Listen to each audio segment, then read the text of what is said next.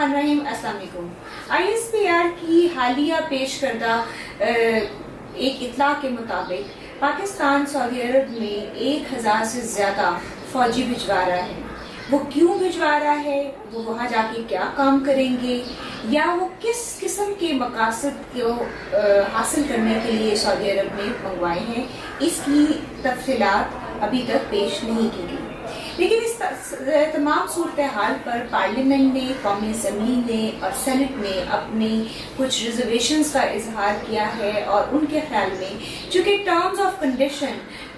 मुकम्मल तौर पर पेश नहीं किए गए और उसके बारे में कोई इतला नहीं है, इस वजह से इस किस्म का जो इक़दाम है उसके बहुत संगीन नताइज हासिल हो सकते हैं। मेरे साथ है डॉक्टर फारूक इस्नात, और डॉक्टर फारूक इस्नात चूँकि इंटरनेशनल रिलेशंस के ऊपर और पाकिस्तान की फॉरेन पॉलिसी के ऊपर गहरी नज़र रखते हैं, वो ये बताएंगे कि ऐसा क्यों किया गया और इसके क्या नताइज हो सकते हैं। देखिए डॉक्टर सुमन, बात है जैसे आपने कहा कि फौजी तो भेजे जा रहे हैं, लेकिन उनकी तफसीलात नहीं बताई जा रही। ये माना कि पाकिस्तान के सऊदी अरब के साथ बड़े गहरे ताल्लुकात हैं, बहुत पुराने ताल्लुकात हैं, लेकिन इसका ये मतलब नहीं है कि वो हम उनकी इस किस्म की जंगों में शरीक हो जाएं जिसमें पाकिस्तान की फ़ौज फंस के रह जाए। और इससे पहले मैं बयान करूं कि क्या खदशात हैं, ये हमें याद रखना चाहिए हर वक्त कि अफ़गानिस्तान में भी पाकिस्तान ने ये किया था। हमने अपने फेवरेट्स बनाए थे, जिसका हमें बहुत ही बुरा असर पड़ा हमारे माशरे के ऊपर, और अब हर कोई यही कह रहा है कि हमें इसके सभी गलती नहीं दोहरानी चाहिए। हमें ये नहीं भूलना चाहिए कि यमन में खौफनाक जंग जारी है, जिसमें सऊदी अरब एक फरीक बन चुका है, और वहाँ पे और UAE भी, और यहाँ पे सऊदी अरब को कामयाबी नहीं हो रही। खदशा ये ज़ाहिर किया जा रहा है इसमें कि कहीं पाकिस्तान के दस्ते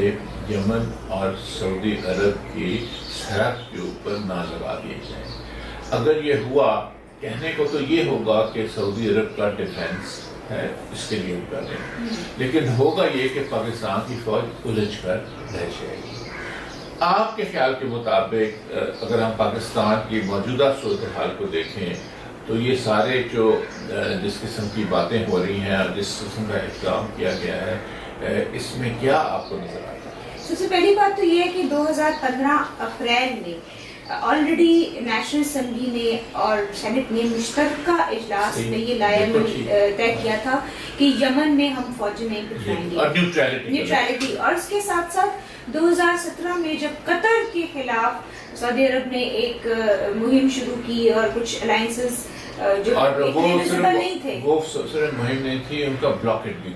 किया। उसमें भी पाकिस्तान ने ये फैसला किया था कि वो न्यूट्रल रहेंगे और इस किस्म की किसी भी सिचुएशन का हिस्सा नहीं बनेंगे। मेरे ख्याल में जो जिस तरह के खुर्रम दस्तगीर को बुलाया गया और उनको कहा गया कि आप बताएं कि क्या मुहर्रिकात थी और क्यों ये हुआ, सेनेट में बुलाया, और उन्होंने ये कहा कि 1982 में सऊदी प्रोटोकॉल एक साइन हुआ था और उसके तहत हमने ऐसा किया। लेकिन 1982 टाइम पीरियड कौन सा था पाकिस्तान में, ये हमें ज़हन में रखना पड़ेगा। उस वक्त बहुत सारे इक़दाम, अभी तक बहुत सारे पॉलिसी मेकर्स उन पे तनकीद का निशाना बनाते हैं, जिस तरह हमें अफगान वॉर में नहीं हिस्सा लेना चाहिए था, और हमें उस वक्त भी अलायंस नहीं इस तरह का बनाना चाहिए था, जिसने बाद में हमें रिफ्यूजीज में बहुत सारे अफगानिस्तान के साथ जो कशीदगी हुई उसमें इजाफे की वजूहत बनी। तो 1982 में ये जो साइन किया था उसके तहत उन्होंने। अच्छा, मैं एक बात कहूँगा, देखिए 82 की आपने बात की, उस वक्त 1980 में ईरान इराक की एक लड़ाई छिड़ चुकी थी, और सऊदी अरब के अंदर भी एक ग्रुप ने कब्जा कर लिया था मक्का मुकर्रमा पे, और जिससे सऊदी अरब की जो अंदरूनी सिक्योरिटी है वो चैलेंज हुई है। उन्होंने तो अभी भी यही वो प्ली ले रहे हैं कि हमने इसलिए भिजवाए ताकि मक्का और मदीना की हिफाजत की जाए। ये मैं आपको बताऊं कि मक्का और मदीना शरीफ की कोई सिक्योरिटी खतरे में नहीं है। कोई मुसलमान मुल्क सोच भी नहीं सकता। जो ये हूती इस पे इल्ज़ाम लगाते हैं कि वो रॉकेट चला रहे हैं, वो रॉकेट अगर चला रहे हैं तो अपने दिफा के लिए चला रहे हैं, बहुत दूर कई 100 मील रियाद की तरफ या उनकी सरहद की तरफ, جس کا ان دونوں جو ہمارے مقامات ہیں سارے مسلمانوں کے، اس کے ساتھ دور دور کا بھی واسطہ نہیں ہے، لیکن اس کو جواز یوں بنا لیا جاتا اچھا، ہے۔ یہاں ایک بڑا اہم سوال ہے، جس طرح غالباً سینیٹر فرحت اللہ بابر نے یہ سوال کیا کہ کیا آپ ہمیں یہ بتا سکتے ہیں کہ یہ کہیں سعودی عرب کے صدرن سائٹ پر تو نہیں ڈپلوائے کی جائیں گے؟ تو انہوں نے کہا یہ ہم نہیں بتا سکتے۔ دیکھیے صدرن سائٹ تو یمن ہوا نا، جی۔ تو اگر آپ یمن کے اوپر اپنی فوجیں لگا دیں اور ہم نہیں بتا سکتے، اس کا مطلب ہے کہ اگر فوجیں سپورٹ کی گئی ہیں سعودی عربیہ کے اور وہ پیسے دے رہے ہوں گے، مفت نہیں، تو وہ پھر اس کا مطلب یہ ہے کہ سعودی عرب اپنی مرضی سے ان کو لگائے گا۔ اور سعودی عرب اگر یمن پہ لگاتا ہے تو جب وہاں پہلے جو ہم نے بات کی سے شروع ہم نے کیا تھا، اس سے پاکستان کے لیے بھی خطرات بڑھ جاتے ہیں اور ہم ایک ایسی جنگ میں الجھ جائیں گے جس میں سے نکلنا ہمارے لیے بہت مشکل ہوگا۔ اس لیے پاکستان کے عوام، پاکستان کی پارلیمنٹ، جو منتخب نمائندے ہیں،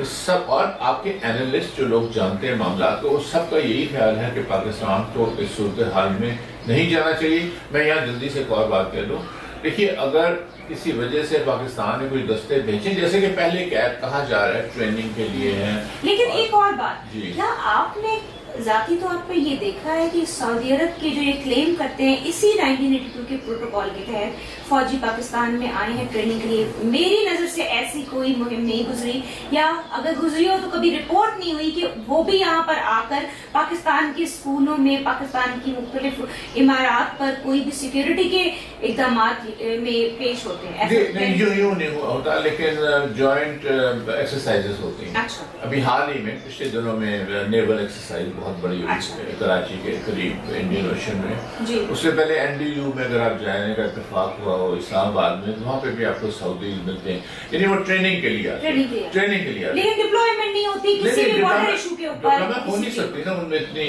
قوت ہی نہیں ہے، اس میں اتنی صلاحیت ہی نہیں ہے، وہ اس کے لیے پاکستان فوجی کافی ہے۔ تو ہم مختصراً باقی میں اس کو کنکلوڈ کرتے ہوئے یہی کہیں گے کہ پاکستان کی حکومت کو اس طرح نہیں چاہیے کہ وہ سعودی عرب میں فوج ایسے موقع پہ بھیجے جبکہ وہاں پہ ایک خانہ جنگی ہو رہی ہے ان کے یمن کے بارڈر پہ۔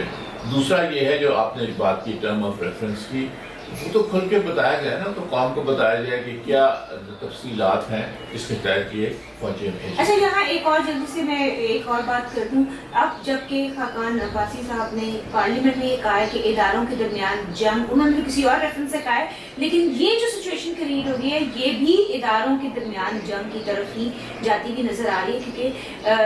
فوج کا بیانیہ مختلف ہے اور پارلیمنٹ جو کہ ریپرزینٹیٹیو باڈی ہے، عوام کے انتخابات کے بعد وہ آئے ہیں، عوام نے منتخب کیا ہے، ان کی رٹ کہیں نظر نہیں آ رہی، تو یہ پوری ڈیموکریسی کی ایکسرسائز کے اوپر بھی ایک سوال نشان ہے۔ اب وہ ایک اور موضوع ہے جس کے اوپر ہم بعد میں بات کر سکتے ہیں، سروس کی موضوع۔ شکریہ۔